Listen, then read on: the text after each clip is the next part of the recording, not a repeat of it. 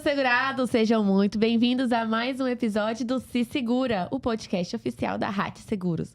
Lembrem-se de se inscrever no nosso canal, ativar um sininho, sempre que tiver um episódio novo você será notificado e nos seguir nas nossas redes sociais, @Hatch Seguros, Instagram, TikTok, YouTube é aqui, o Se Segura. E nós também estamos no Spotify, Se Segura no Spotify. Eu sou a Yara Otto. E eu sou o Vladimir Montenegro. E hoje nós estamos aqui com um convidado super especial. Ele é primo, ele é cliente, ele é parceiro. É o Dejan Cândido. Dejan, seja muito bem-vindo ao nosso podcast. Obrigado, é um prazer estar aqui com vocês para compartilhar um pouco das experiências do nosso dia a dia, falar um pouco da Agroforte e vamos lá, estou muito interessado no papo. Seja muito bem-vindo mais uma vez. Obrigado pela sua presença, sua participação.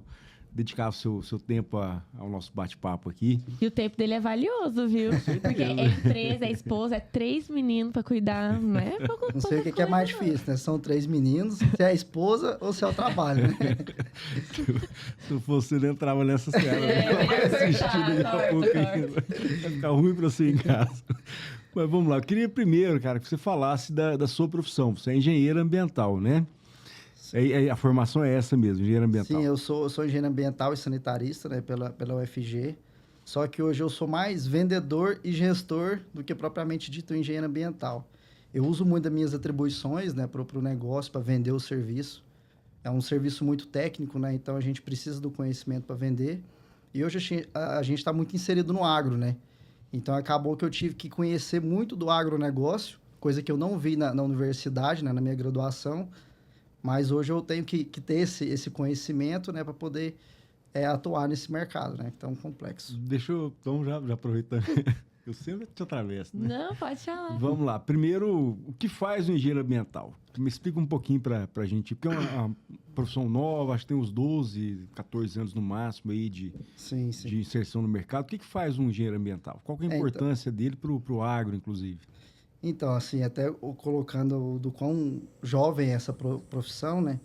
Eu sou da 2ª turma da UFG, né? Então, só tinha na Católica, tinha em Palmas, aqui próximo, e na UFG a gente é a 2ª turma, né? O engenheiro ambiental tem uma atuação muito ampla. Então, assim, ele vai desde a parte de saneamento, terraplanagem e o cuidado com o meio ambiente como um todo, né? A parte de ecologia também, a gente atua bastante. Então, assim, o engenheiro ambiental ele pode atuar muito como um gestor de meio ambiente. Então, ele tem todas ali as profissões orbitando, né, juntamente a ele, e ele coordena esse corpo técnico para poder buscar licenciamento ambiental, regularização ambiental, várias adequações.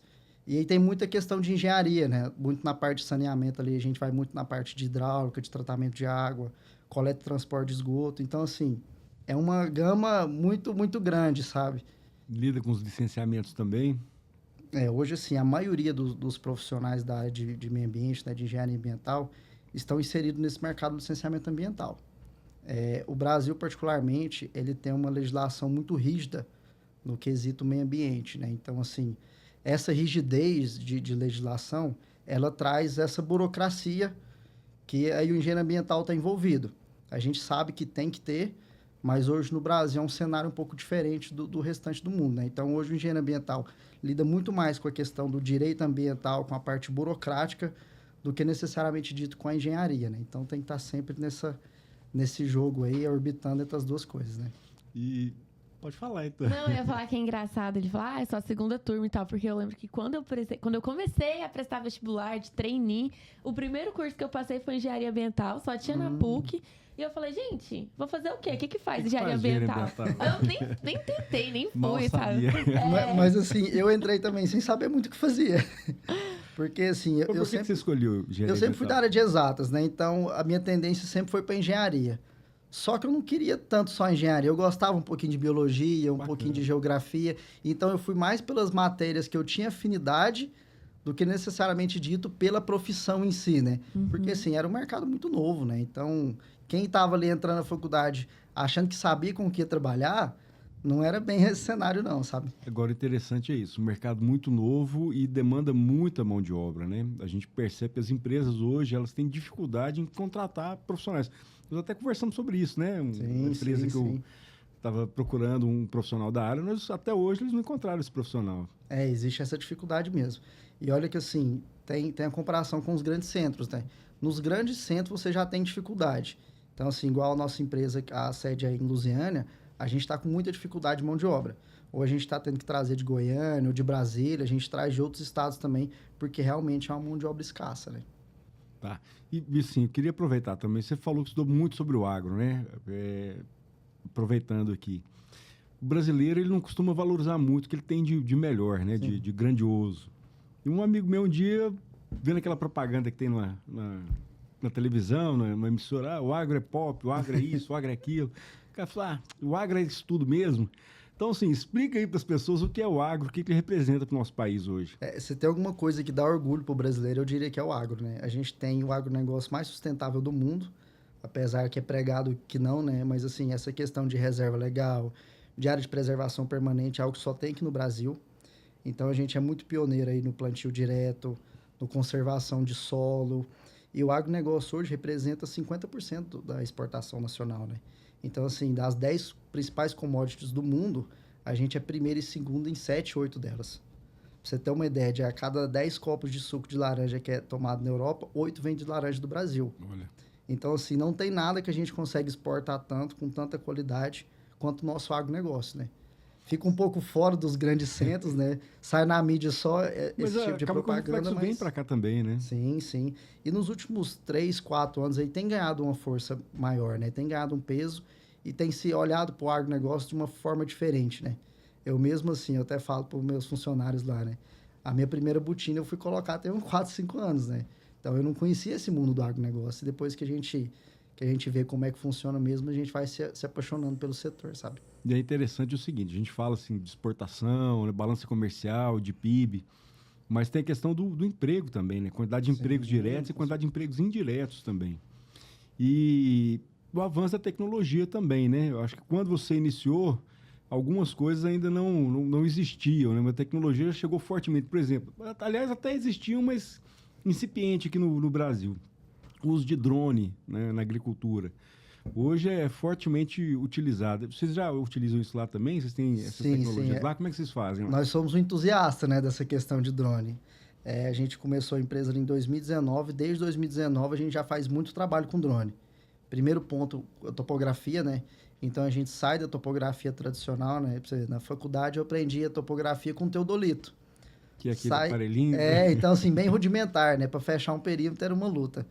Aí depois disso veio o RTK, né, que facilitou muito a vida, e hoje a gente faz basicamente 80% da nossa topografia é feita por drone. É mesmo? Então, uma otimização de área enorme. Então, a gente veio desde 2019, 2020 utilizando, e aí recentemente a gente começou a fazer a operação de pulverização agrícola também, né, com drone. Esse é interessante também. Vocês têm um equipamento lá um pouquinho maior que os outros. Exatamente. Demanda uma especialização também para pilotar um equipamento desse. Não é igual um drone normal ou não? Como é não, que com certeza, né? A gente tem que ter todas as habilitações ali, né? Tem que registrar o equipamento na ANAC, tem a questão do Ministério da Agricultura também que faz a fiscalização. Então, é um negócio burocrático também. E aumenta muito a eficiência, né? Em relação à pulverização aérea utilizada por avião. Demais, assim, a gente olhando para os 3 modelos de pulverização, né, eu falo muito que são complementares, né? Quando a gente foi entrar nesse mercado de pulverização agrícola, a gente nunca quis competir com as outras maneiras de pulverização. Porque, assim, se a gente compara preço, a pulverização com drone ainda é mais cara. Só que ele consegue atuar de maneira que as outras não atuam. Então, assim, a gente tem uma baixa vazão, isso economiza água. A gente consegue chegar em lugares onde o pulverizador terrestre não chega, em culturas onde a gente consegue ter maior precisão. Então, a gente atua muito na tecnologia para ter mais precisão mesmo, né? Eficácia. Isso casa muito com a questão ambiental, né? A gente está desperdiçando menos produto, a gente está usando menos água, então isso engloba ali com nossa veia, que é da questão ambiental inserida no agronegócio, né? E é mais uma nova profissão que vem. Exatamente. A gente está falando, tecnologia acaba inserindo novas profissões no mercado, né? Exatamente. E tem demanda, né? Sim, sim. O nosso profissional lá, a gente tem 2 pilotos, né? São 2 agrônomos. Quando eles entraram na faculdade, a profissão não existia. Então, assim, escolheram a profissão achando que ia trabalhar num segmento e hoje estão numa profissão nova, né? E você hoje, como empresário, você enxerga que teve... Porque, assim, quando a gente fala que tem algo novo, quem chega primeiro bebe da fonte limpa, né? Você acha que ter sido da segunda turma da UFG te gerou oportunidades que às vezes hoje... Ou não, né? Porque ainda é escassa a profissão. Mas te gerou oportunidades que talvez hoje outros profissionais não teriam? Uma visão de mercado diferente? Com certeza, gera oportunidades, né? Mas eu vejo que, assim, esse mercado, a pessoa pode entrar agora, que ainda tem muito espaço. Então, assim, a gente pegou muitas posições de empresas que estavam consolidadas no mercado, profissionais de 10, 15, 18 anos. Então, eu acho que, assim, não importa quando você entra, o que importa é como você atua. Então, acho que principalmente nesse ponto, né? Você buscar se reinventar, buscar tecnologias para estar sempre um passo à frente. Porque essa água limpa também se renova, né? Bacana. Nunca tinha ouvido dessa forma. Isso eu também nunca tinha ouvido. E fala um pouco da atuação empresarial. Como é que você fez essa... Você entrou no mundo empresarial, você formou, começou a trabalhar numa empresa e aí você, não, vou montar meu negócio. Como é que foi isso? Sim, eu fiz estágio, né, na Secretaria de Meio Ambiente aqui do Estado, que me abriu a primeira porta de emprego, né? E aí lá eu fiquei por 3 anos e meio. E aí foi meio ao acaso essa questão de vir para o mundo empresarial. Eu fui fazer um curso, né, aqui na UFG em Goiânia, e lá eu conheci o meu sócio. Ele já tinha uma empresa lá em Lusiânia, e viu que essa questão ambiental poderia ser um braço da empresa. Aí eu comecei para lá, atender cliente, eu ficava uma semana lá, voltava para casa, estava conciliando as duas coisas, né? Mas eu sempre tive essa ambição de querer ganhar mais, então eu terminava o meu serviço, né, ia para casa, pegava projeto de outras consultorias para fazer, e aí eu vi essa oportunidade. Então, assim, a região que a gente está lá é uma região muito próspera, né? Tem muita irrigação, então, culturas de alto valor agregado, e lá eu enxerguei uma oportunidade enorme. Num primeiro momento, eu falei para o meu patrão na época para a gente poder expandir para lá, que tinha muita oportunidade, e não teve muito interesse. Eu falei, então, vou eu, então. Estagiário falou que queria me ensinar o negócio. Aí eu fui, assim, e foi na cara e a coragem. Porque, assim, o meu sócio me emprestou o dinheiro da minha mudança para eu ir. Foi mesmo. E eu fui para lá para ser um braço da empresa, né? E acabou que fechou o outro segmento, que era de peça, de manutenção de pivô central. E aí hoje o nosso segmento é 100% essa área que a gente foi atuar, né? Interessante. A gente vai incrementando outros serviços, né? Vai aumentando nosso portfólio, mas a base é a questão ambiental. Qual que é o portfólio seus lá, para a gente entender? Então, a gente tem essa parte ambiental, né? De licenciamento e regularização. Que é muito pesado, né? Muito pesado, e hoje é a maior parte da nossa receita. E aí a gente tem a parte de engenharia, onde a gente faz projeto e acompanhamento de barragem, de pivô central, e tem toda essa questão da topografia também. E a gente veio também para essa área do drone e do crédito rural. Então, assim, o produtor rural, ele utiliza muito de crédito, né? E aí precisa sempre de um projeto financeiro para levar para o banco para ter aprovação. E casa muito com a questão ambiental. Hoje a questão ambiental é um entrave muito forte para a cessão de crédito, e a gente já começou a atuar recentemente nessa área. Muito por questão estratégica também, né? Para a gente não ficar dependente só de uma fonte de receita e conseguir mesclar esse portfólio nosso aí, né? Vocês estão com quantos colaboradores lá hoje? Hoje, total de 32. Eu achei interessante que o perfil do DG é muito o perfil dos empresários que a gente tem conversado, tem entrevistado, né? É uma pessoa que 90% dos empresários que sentaram aqui e falaram assim, cara, eu comecei a minha empresa, se eu te falar que eu tinha R$200 na conta, era isso. Eu tinha menos, entendeu? Eu tinha menos 8 mil. Mas enxergou uma oportunidade que muitas pessoas, por exemplo, seu antigo patrão não enxergou. Né? Exatamente. Assim, minha mãe sempre me falou, né? Às vezes o cavalo arriado passa só uma vez na frente. Então tem que aproveitar as oportunidades. E assim, era uma época difícil pra gente, né? Meu filho tinha menos de 1 ano. Então você fazer um movimento arriscado desse num momento delicado é uma decisão difícil. Como é que foi em né? casa? Lá a esposa foi tranquila? Então, ela me apoiou muito, né? Então, eu compartilhei essa questão com ela, primeiramente, conversei com meu pai e com a minha mãe. O meu pai, não, você tem que ficar aqui, você tá num emprego bom, mesmo? Você ganha bem, eu tinha acabado de comprar a minha casa, né? Você acabou de comprar a sua casa. E aí já minha mãe, não, minha mãe é mais do mundo, assim, ela falou, não, tem que ir, se der errado, você tem pra onde voltar. Então, a hora de tentar é agora. Esse conflito, né? Porque normalmente a cultura nossa é muito assim ainda, né? Do brasileiro, de segurança, de estabilidade. A gente pouco incentiva o empreendedorismo, né? Então, Esse apoio é fundamental também. Sim, Alguém sim. que acredita, que vai, porque assim, é uma mudança radical, né, cara? Você Dá sair medo. do emprego, é claro, Dá normal. medo, tem certeza. Agora, o medo paralisa também, né? Se você Exato. tivesse ficado com medo, você não tinha saído daqui, não tinha prosperado lá. E assim, eu conhecia só o meu sócio lá em Lusiânia. Eu nunca mesmo? tinha ido na cidade. Tava visitando cliente do mar, mas não conhecia mais ninguém. E assim, a gente muda para Lusiânia no dia 1º de março de 2020. No dia 10, fecha tudo, lockdown, pandemia. Nossa. Então, assim, foi... A nossa sorte é que, assim, a gente estava inserido num ambiente que não paralisou totalmente, né? Então, o agro continuou pujante.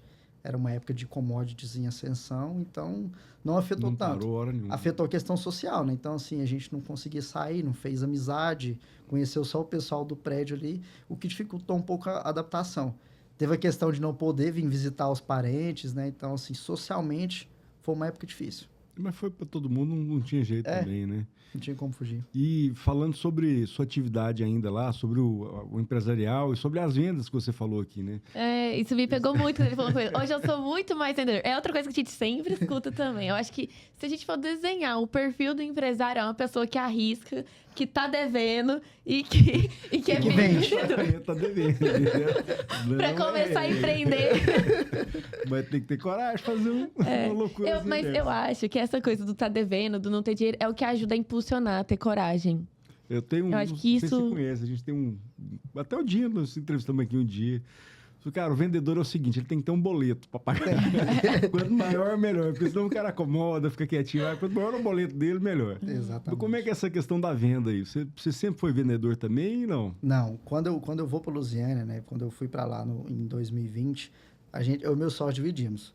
Ele ia ficar na parte comercial e eu na parte técnica, porque assim, eu trabalhava numa empresa de consultoria, então todos os processos que a gente ia fazer, eu sabia executar. Então eu fui para ficar no operacional. Só que acabou que foi aparecendo muito cliente, a gente teve que dividir. E aí eu me dei muito bem no comercial, porque a venda nossa é uma venda muito técnica. Então eu sabia o que o produtor precisava, então eu vendia aquele produto. E aí eu Você me fala a apaixonei língua, pela né? região. Exatamente. Porque Exatamente. venda é isso, é solucionar o problema, né? E hoje, cara, como é que vocês ainda estão nessa divisão lá? Você ainda é mais comercial, ele saiu do comercial, tá no administrativo? Não, como é que assim, vocês ele fizeram? tá no comercial junto comigo, sabe? Então, ele Então, tem... bem lá, hein, rapaz? Ele tem outros negócios também, né? Mas assim, eu fico muito no comercial. Acaba que a gente tem que se dividir um pouco, né? A parte comercial, a parte de gestão. Eu ainda ajudo muito no operacional, no sentido de dar algum direcionamento para os técnicos, né? Mas hoje 70%, 80% do meu tempo é venda. Visitando o cliente. Na sua equipe lá, você tem vendedores também ou não? Tem. Desses 30 colaboradores aí tem. Tem. Aí como é que a gente divide, né? Os contratos que a gente enxerga que são mais pesados, aí eu dou suporte pro meu vendedor. Porque diferentemente do convencional, né? Onde tem aquelas etapas do funil de venda e em cada etapa você tem um colaborador diferente, para o agronegócio isso não funciona tanto. Então, assim, a gente tentou copiar muito o modelo de revendas. Porque a gente é uma empresa de consultoria ambiental. Só que a gente atua no agronegócio. Não dá para a gente pensar só como uma empresa de consultoria ambiental. E no agro é muito disso. Então, ele tem aquele cara que vai lá e visita a propriedade e ajuda ele na plantadeira, ajuda ele na comercialização de semente, vende o insumo para ele e a gente faz um pouco disso. Então, a gente faz a prospecção, a gente conversa com o cliente para fazer a venda, a gente faz o fechamento e, às vezes, até o acompanhamento também. Porque assim, É o a parte produtor mais tem importante, muito né? disso, né? Se eu que vendi o produto para ele, ele quer que eu acompanhe. Então, assim, se eu fui lá e fechei um contrato de regularização ambiental, se a licença dele está demorando a sair, ele vai ligar para mim. Então, tem muito do pós-venda, ainda fica muito fixado na gente, né? Esse é um detalhe importante, porque boa parte do trabalho de vocês depende de um órgão regulamentador, de um órgão autorizador. No caso aqui é a SEMAD ou Secretaria Municipal, né? Sim, sim. E me parece que avançou muito nessa área também, né?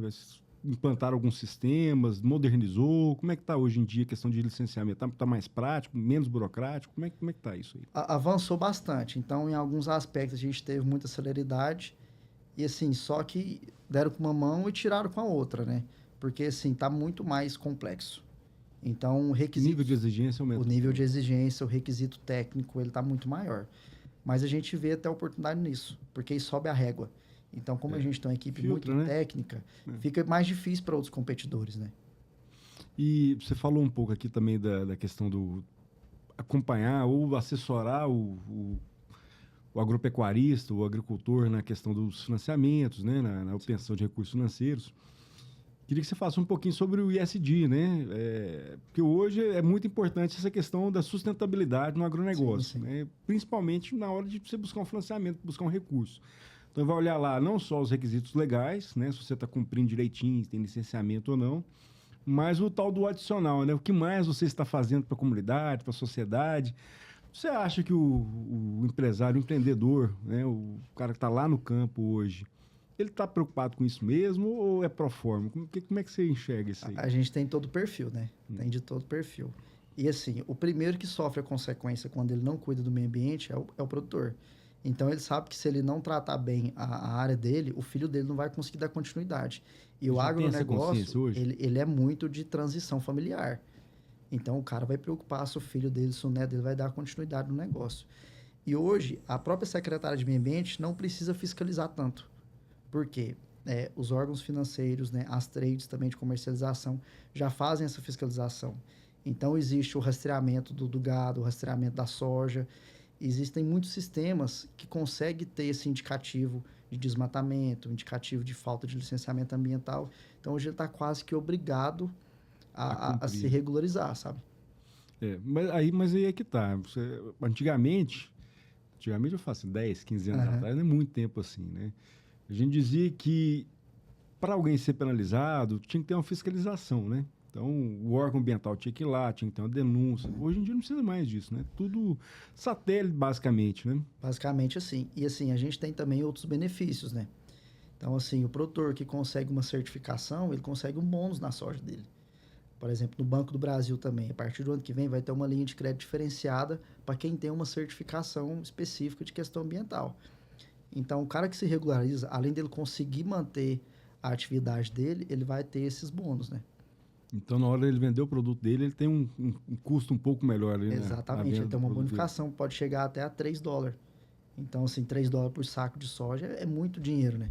Pra Vocês quem planta auxiliam ali. nas certificações também, não? Então, a ideia nossa é assessorar na certificação, porque a certificação ela não olha só a questão ambiental, ela vai olhar a questão tributária e questão trabalhista também. Então, no que é da questão ambiental, a gente vai dar todo o suporte para o produtor se adequar. Bacana. Você falou aí dessas novas condições, já tinha falado que a água sempre se renova, né? Como que você enxerga o futuro da engenharia ambiental e da sua área, de forma geral, do agronegócio? Eu vejo, assim, um crescimento exponencial, sabe? Só que, assim, a gente tem que entender que não é só o engenheiro ambiental que atua nessa área. Hoje, por exemplo, eu tenho 8 tipos de engenheiro lá no escritório, e a maioria não é engenheiro ambiental. Hoje eu tenho mais engenheiro civil e agrônomo do que engenheiro ambiental. Exatamente porque essa questão ambiental ela é muito complexa, envolve realmente muitas áreas. Então, o engenheiro ambiental tem que estar com isso na cabeça, que ele pode atuar mais como gestor do que como um técnico específico que executa uma parte do operacional. Então, a gente vê que quando ele tem ele abre a mente para esse aspecto, que ele pode atuar em várias áreas, a gente vê que ele tem mais sucesso. Que show. E mudando um pouquinho de assunto, vamos falar um pouquinho do seguro do Dejan. Porque, assim, admiro muito sua família, eu adoro a Lídia, a gente sempre conversa, troca ideia. Manda um abraço pra ela, aproveita aí. Que já falou que dá trabalho, mas trabalha com os meninos, acho que você podia... Mas é um trabalho bom, né? É um trabalho bom. Podia se redimir aí, mandar um beijo Faz pra moral ela. em casa, aproveita. Eu até falo isso muito pessoal, né? Às vezes as pessoas, elas diminuem o trabalho doméstico. E, cara, eu não acho o meu trabalho nem um pouco mais difícil que o dela. Na verdade, eu não trocaria de lugar com ela. Eu acho o meu mais fácil. 3 meninos. Não, cara, é loucura. É loucura. Eu trabalho mais final de semana do que durante a semana. Viu? É fácil, meu. Eu criei 2 junto com minha esposa. Não é fácil, não. Imagina ela, que é o Mas dia inteiro com 3. Gratificante. É gratificante. Não a gente tem fala que emoção assim, maior no mundo, não. É 95% de perrengue para 5% que vale a pena todo o restante, né? Exatamente. Então, não tem alegria maior, não. Não tem.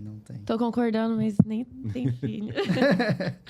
Só vai entender quando tiver, né, Rodrigo? Eu falo isso, o dia que vocês tiverem filhos, vocês vão entender o que eu tô falando aí. Se tiver, né? Porque lá em casa já tem a briga de não ter. Tem que ter. Mas Você uma hora você convence. Eu deixo, o tempo cuida. Mas eu falo, assim, porque Você procurou a gente, né, para ter o seguro, você entendeu a importância. Você tem 3 filhos pequenos ainda. Então, eu gostaria que você compartilhasse a sua visão agora também como pai, né, como provedor da casa, porque a Lídia tem um trabalho dela, mas hoje você que é o provedor da família. Então, como que você enxergou a importância disso? Porque a gente, no mundo do seguro, a gente escuta muitas pessoas falarem assim, eu já dou tudo hoje, depois ele que se vire. E assim, a gente enxerga isso com muita tristeza, porque, poxa... Você cuida hoje, né? E depois largar pra lá, se vira depois que eu morrer. Por que hoje você tá se sacrificando pra isso, então? Já larga de mão hoje, né? Pega seu dinheiro e vai fazer o que você quer, então. Eu vejo que, assim, o seguro é o primeiro investimento da pessoa. Então, antes de fazer reserva de emergência, antes de investir na bolsa de valores, o seguro. Por quê? É a questão do risco da ruína, né? Que é tanto dito no mercado financeiro. Então, quando eu olhei para essa questão, vendo ali meus filhos e a minha esposa, eu pensei, se acontecer alguma coisa comigo hoje, eu tenho que deixar desamparado. E até para mim também, né? Se acontece uma coisa onde eu não consigo executar o meu trabalho, a questão do seguro vai fazer com que eu possa ter oportunidade, às vezes, de mudar de profissão, se for o caso, ter uma estabilidade por algum tempo, e essa questão do risco da ruína mesmo, né? De você procurar um meio para que todo o seu patrimônio não seja exaurido, para que você consiga dar uma condição mínima de vida, né, para as pessoas que você ama. Uhum. E exatamente isso, né, cara? Você planejar uma transição no caso de uma eventualidade, uma contingência. Ninguém deseja que isso aconteça, ninguém fica chamando esse tipo de situação, mas pode acontecer, está todo mundo sujeito a isso, né? Não só o seguro de vida individual, mas na sua área também, como você atua muito, os próprios produtores rurais também, eles precisam ter seguro, né? Sim, os entes financeiros aí, eles até vinculam o crédito com a questão do seguro. Porque, assim, a agricultura tem ali 30, 40 variáveis numa produção de soja. É difícil demais, né? E dessas 30, 40 variáveis, o produtor domina nem a metade disso. Então, o restante é o que a natureza mandar. Então, você vê, esse ano a gente teve uma queda no preço das commodities e uma produção mais baixa. Muitos produtores precisou ativar o seguro da lavoura exatamente para isso, né? Porque, assim, o produtor, ele geralmente está alavancado. Então, se naquele ano ele tiver a perda da lavoura dele, não tem de onde tirar. Porque ele já está alavancado. De qualquer forma, ele já precisa plantar. Então, assim, a questão do seguro é fundamental em várias áreas, né? Uhum. E você gosta de investir também? Eu fiquei sabendo. Como é que é? Cara, como é que é o seu portfólio? Explica pra gente. Eu tenho um pezinho ali nos investimentos, sabe? Porque até eu faço um acompanhamento com psicólogo e tudo mais, e existe a questão do descanso ativo, né? Descansar não é só ficar ali em frente à TV, ficar parado de qualquer maneira ali, né? Então, você ter outras atividades fora do seu meio de trabalho faz bem também, né? Para a alma e para a razão. E esse é um assunto que eu me interesso bastante. Então, eu gosto de estar ouvindo podcast sobre o tema, gosto de ler sobre o tema.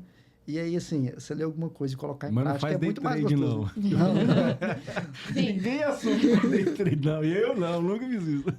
Até assim, eu já corro muito risco no meu empreendimento, né? Então, quando eu vou fazer algum investimento, eu procuro ter um pouquinho mais de pé no chão, né? Mais segurança, né? Gente, o hobby dele é investir. Você já tinha escutado isso? Normalmente o hobby é pedalar, caminhar. O hobby dele é investir. O hobby é ganhar dinheiro. Ai, nossa, que pena. Tô aprendendo para quando eu ganhar muito, eu saber onde investir. É isso aí. Amém, né? Mas eu achei muito interessante que no começo ele falou assim, o seguro é o primeiro investimento que a gente faz. Porque a gente também escuta muito isso. Tipo, eu não preciso do seguro, eu já tenho o meu dinheiro investido. Eu falo, tá, mas se acontecer algum imprevisto, você vai tirar desse investimento que você tem outros planos para ele? Porque normalmente quando a pessoa investe o dinheiro, ela tá pensando ou numa aposentadoria, né? Tem outros planos, não uma invalidez, uma doença, né? E assim, tanto o seguro de vida quanto o seguro de saúde também, né? O plano de saúde. Bom, bem lembrado. Porque, assim, num eventual câncer de um familiar, cara, você vai tirar dinheiro de onde não tem. Uhum. Então, por isso que, assim, tanto eu quanto o meu sócio foi por essa linha de fazer os seguros aí, porque se acontece alguma coisa na família dele, a gente vende tudo da empresa, faz qualquer coisa para poder salvar um ente querido. E a gente tá fadado a isso acontecer, né? Em algum momento pode ser que isso aconteça. Então, é uma maneira muito barata de você prever isso, né?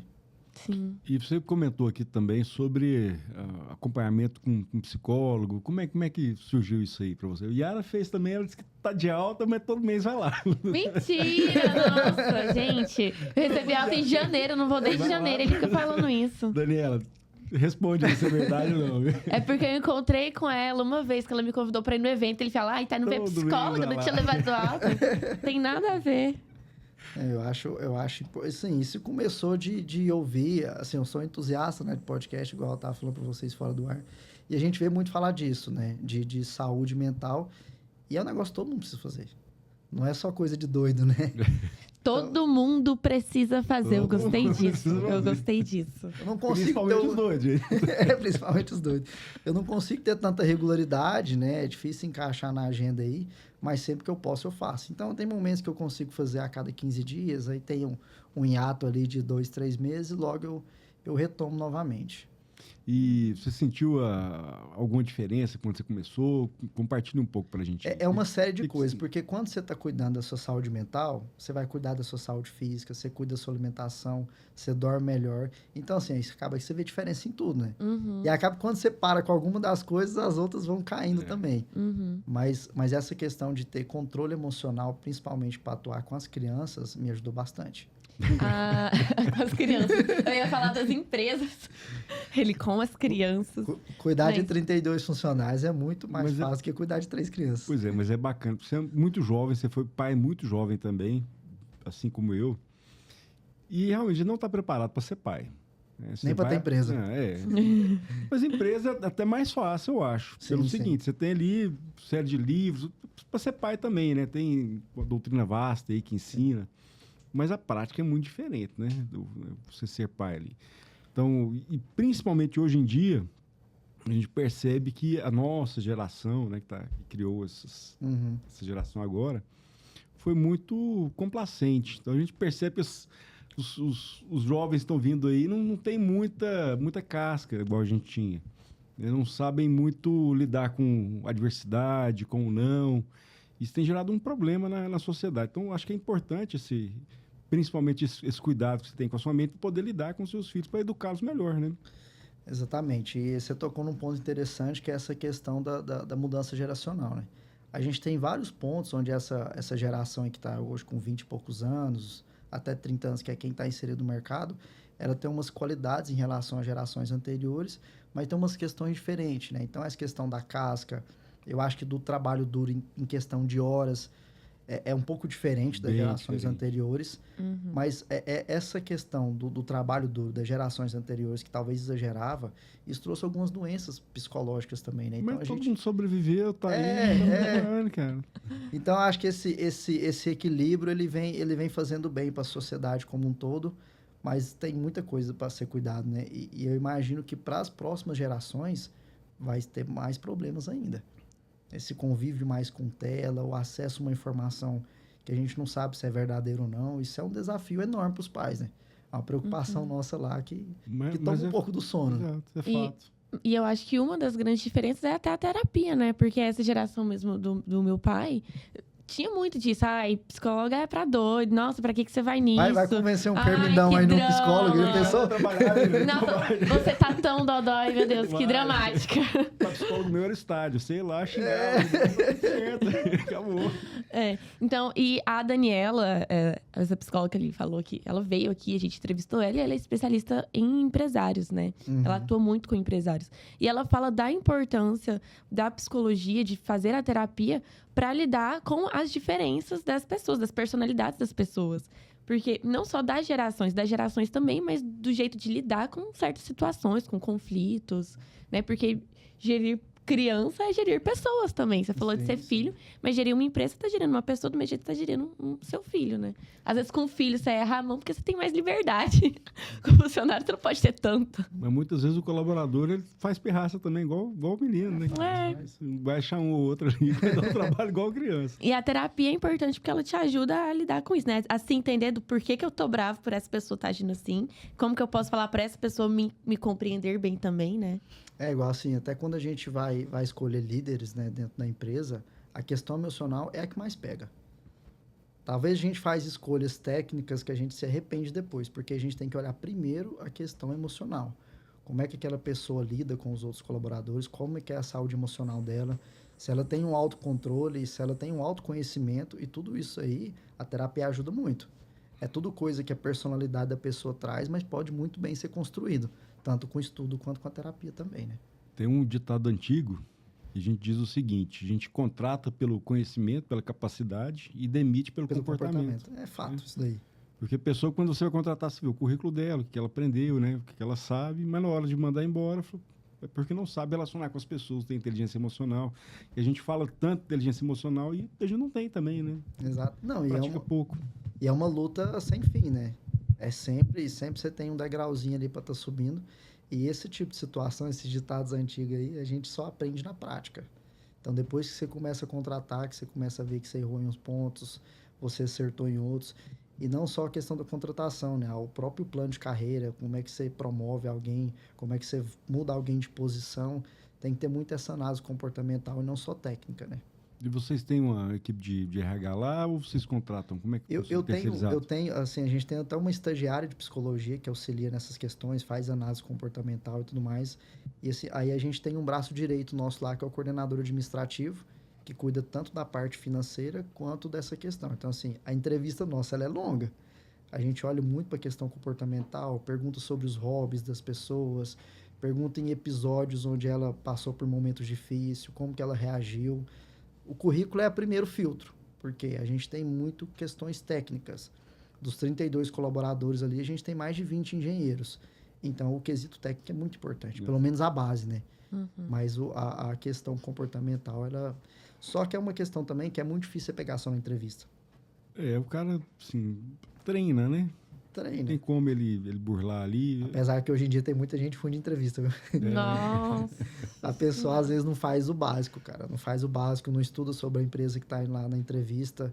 Perguntas básicas, assim, também, que a pessoa sabe que tem uma resposta que vai agradar mais ali quem está entrevistando. Padronizada, né? E nem isso. Mas aí também já é um filtro também, né? Você já consegue ir excluindo alguns candidatos. A gente já escutou. Você vai falar isso? Vou perguntar aí. É que a gente já escutou também de uma gestora de RH. Falou que o candidato estava indo com a mãe na entrevista. Olha só. Isso que é comum hoje em dia. E ela por essa falou... aí nunca passou, não. Sorte sua. Não, e ela fala que às vezes o menino quer trabalhar, tá lá, e a mãe fala, não, esse horário tá muito ruim pra ele. É ruim, meu filho, não vai. Não deixa o menino trabalhar. É o que a gente tá falando das gerações, né? Vamos encaminhar pro final? Eu tenho uma perguntinha antes. Faça várias. Qual dica hoje com a sua bagagem já, né? Não só como engenheiro, mas como empresário. Qual dica que você dá para as pessoas que estão entrando nesse mercado agora? Boa. Coragem. Coragem, não pode ter medo dos desafios. É assim, arregaçar a manga e fazer o que tem que ser feito. Por isso que você falou lá que o perfil do empreendedor ele é basicamente parecido.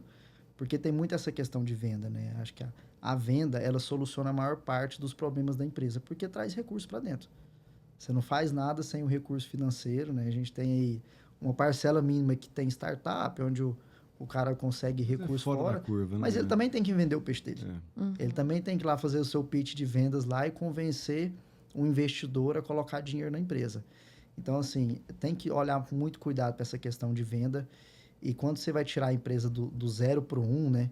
Tem que ter essa parte ali onde o próprio dono da empresa vai para o mercado, vai vender o seu produto ali, porque até a gente fala muito da questão invertida da bandeira do Brasil, né? É o progresso, depois a ordem, né? Primeiro você tem que vender, trazer o recurso, para aí então você conseguir fazer nesse Dar uma ajustes, organizada. Né? É interessante isso, porque realmente é assim, né? Não adianta você querer montar tudo, os processinhos bonitinhos, organizadinho, porque a dinâmica é diferente quem está iniciando, né? Principalmente nos 2, 3 primeiros anos, são muito mais difíceis. Né? Eu errei isso ano passado. A gente, em determinado período do ano ali, a gente quis implementar muita coisa. Eu saí um pouco das vendas, a receita caiu, a gente teve um pouco de dificuldade. Fazer mapeamento de processo. A dificuldade. Até hoje a gente não conseguiu mapear os processos, mas a receita está aí. Eu acho importante, é bacana, mas assim, acho que tem que priorizar a receita. Chega um momento que começa a te atrapalhar a crescer. Então, quando aquilo começa a virar um entrave, aí você tem que parar um pouco ali, colocar as coisas no lugar para não te atrapalhar a crescer. Vou até dar uma dica aqui. Tem um livro que já tem muito tempo que eu li, chama As 10 Maneiras de Você Fracassar nos Negócios. Foi um ex-presidente da Coca-Cola que escreveu esse livro. Não lembro o nome do autor, enfim. E ele fala que uma das maneiras de fracassar é essa daí. Você não queira burocratizar demais. Você chegou um determinado momento que para pegar um lápis na almoxerifada era procedimento, padrão, não sei o quê, e não funcionava nada. O gestor tem que estar sempre nesse equilíbrio, né? Saber a hora de ter que organizar, saber a hora de ficar calmo com a desorganização. Então, vai sofrer mesmo. Quando você passa ali de 10 funcionários para 20, 30, 40, você vai ter desorganização. A eficiência daquele pequeno grupo vai ser diferente quando você tiver mais funcionários. Aí tem a questão de você conseguir transmitir a cultura para as camadas abaixo. Então, é realmente um desafio enorme. E a leitura ajuda muito nisso, né? E sua empresa é relativamente nova, né? A atuação de vocês, Nova. Né? São 4 anos apenas, 4 anos e meio Já aí. passou a parte difícil, né? Não. Tá chegando nela, né? Mas eu acho que a sair da inércia que é o mais complicado. A sobrevivência, né? A gente já sobreviveu. Então, hoje a gente tem, assim, algum respaldo financeiro, a gente já tem uma carteira de cliente boa. Então, a gente consegue atravessar melhor as crises. Já são conhecidos, né? Já tem uma credibilidade do mercado. Porque, assim, o agronegócio está em crise esse ano, né? Então, assim, com os preços de commodities, com a safra que não foi legal, a gente tem mais inadimplência, tem mais produtor pedindo para prorrogar os prazos. E se você não tiver uma casca financeira, você não consegue atender a isso, né? Senão, sem laço, você não consegue. E se acontece a mesma situação de agora, há 3 anos atrás, seria mais difícil a nossa sobrevivência, né? Com certeza. Por isso que falam, né? Os primeiros 2 anos que são os anos do... Vai dar certo mesmo ou não? É agora. Mas aí que é onde tem que ter a coragem. Exatamente. Esquecer que... você não pode esquecer do boleto, mas ele não pode fazer perder o sono. Então, é normal ter os boletos para pagar, é normal atrasar alguma coisa nesse começo. Você tem que fazer acontecer, né? E, sim, ter coragem é diferente de ser inconsequente também, né? Exato. Ter coragem com o pé no chão. Você, vou fazer qualquer loucura aqui, sair dando cheque sem fundo. Não, peraí. Você vai lá, você sabe onde você pode chegar, qual que é o seu limite, até onde você pode esticar a corda, onde você não pode. Também não pode fazer loucura, né? A torta é direita. Né? E assim, o empreendedor brasileiro ele tem pouco cuidado com a questão financeira, né? É verdade. Então, principalmente no começo, mistura muito o dinheiro do CNPJ com o CPF. Os 2 primeiros anos ali a gente sofreu com isso. Aí hoje o braço direito nosso lá, que é o João, ele veio, conseguiu ajeitar essa situação toda, é um engenheiro de produção. E isso deu outra roupagem pra gente, né? A hora que a gente viu que o financeiro tava rodando bem, a gente não tava mais misturando as contas, a gente teve mais tranquilidade para poder vender o nosso serviço, né? Bom ponto também, nosso tempo já estourou ali, mas assim, é interessantíssimo esse ponto que você abordou. O Rafael Salomão, amigo nosso, no episódio ele disse exatamente isso aqui. O empreendedor ele tem que entender que o dinheiro do negócio é dinheiro do negócio. Isso. E a grande dificuldade no início é essa, né? Porque o negócio sustenta o cara. Então ele não entende que ele tem que ter um prolabore, que é um salário que ele vai tirar. Exato. E o prolabore do empresário é se sobrar. Se sobrar. Né? Apesar de que existem inúmeros autores que dizem o seguinte, se pague primeiro, né? Porque se você não se pagar primeiro, você não vai conseguir pagar ninguém. Mas isso é com o seu salário, sangrar, né? Mas é aí que tá, né? Você não pode sangrar o caixa, eu vou ter uma vida de luxo aqui, o seu negócio nem começou ainda. E o cara tá sangrando, tá de caminhonete zero, tá de carro zero, mas o negócio dele tá engatinhando. Pra você ter uma ideia, assim, hoje só 1/3 do nosso lucro a gente divide. A gente tem o nosso prolabore e tem determinadas épocas no ano que a gente faz ali 1/3 do No final do ano faz o apurado. E o apurado não é lucro também, né? Às vezes tá entrando muito recurso lá, mas você tem uma despesa grande também. Né? Então assim, os outros 2/3 a gente costuma fazer caixa e investimento.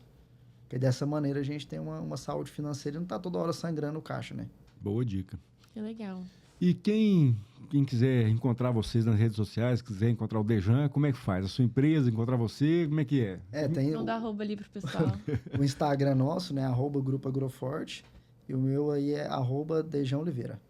Dejan Oliveira. Muito obrigada, Dejan, pelo seu tempo, pela sua disponibilidade. Tem que mandar um abraço pra esposa. Ele não mandou até então, por favor. Um abraço aí, meu bem, que tá aí, né, cuidando das crianças aí, fazendo um trabalho mais difícil que o meu.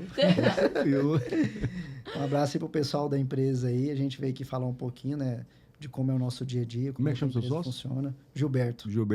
Abraço, Gilberto. Aí também, Gilberto. Tá convidado também a vir aqui bater um papo com a gente, viu? Exatamente. Eu fico feliz aí de estar participando. Eu nunca tinha participado aí de um podcast, né? Mas é muito interessante a gente poder falar um pouco da história, da trajetória e como é que as coisas lá na empresa funcionam também.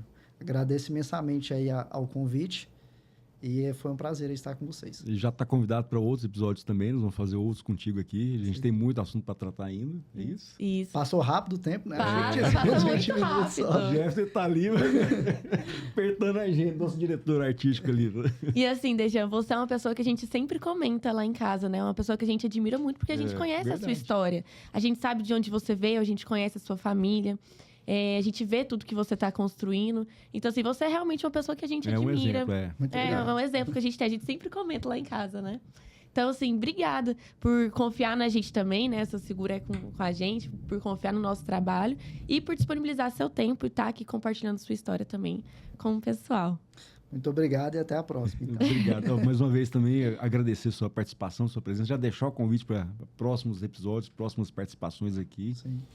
E um abraço para toda a sua família, para sua esposa, para suas crianças, suas muitas crianças. Sim. E é isso, gente. Espero que vocês tenham gostado desse episódio tanto quanto nós gostamos, né? Vocês já têm um @ do Dejan, da empresa dele aí. E esperamos vocês nos próximos episódios também.